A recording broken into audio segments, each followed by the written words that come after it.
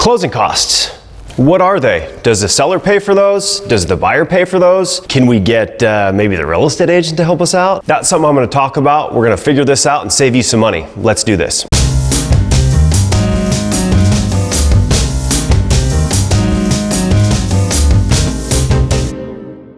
Okay, you've got the offer accepted, you've had your inspection, your appraisal, and you're about to close. So you're going to receive what's called the estimated settlement statement from the title company. What's interesting about this is, let's say you paid $300,000 for the house. Well, at the bottom of that list, you're going to see maybe you ended up paying about $309. And the reason for that is closing costs. So there's two sides of every transaction. One is the seller side, the other is the buyer side. Typically, as a seller, you're going to be incurring closing costs of somewhere around 6 to 7%. As a seller, your closing costs are going to be realtor commissions, paying for title insurance. That ensures the title is clean and free of all encumbrances, so the buyer has a clean title when they purchase, as well as realtor commissions. Now, as a buyer, most of your closing costs are going to be associated with getting a loan. So that's going to be appraisal, underwriting.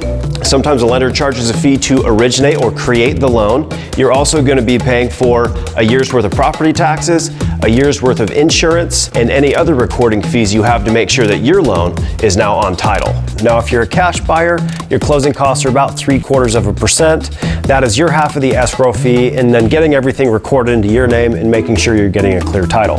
Real story. When I bought my first house, I was shocked when I got to the closing table. I had my down payment saved, and only later did I find out there was all these closing costs associated, and I didn't quite have enough money for it. So I'd pay in $250 for this place, $250 purchase price at the very bottom. After all the fees, I was paying like $264, and that was confusing to me. It seems a little bit like a racket at first. That's why we like to communicate these things up front and make sure that you know exactly how much money you're gonna have out of pocket before it's time to sign on the dotted line. No matter where you are, there are great agents all over the United States. If you happen to be in Southern Oregon, I'd love to chat with you. And if you're not in Southern Oregon, you can still get a hold of me, because I have preferred real estate partners all over the United States that are great at this and are able to help you find that perfect house.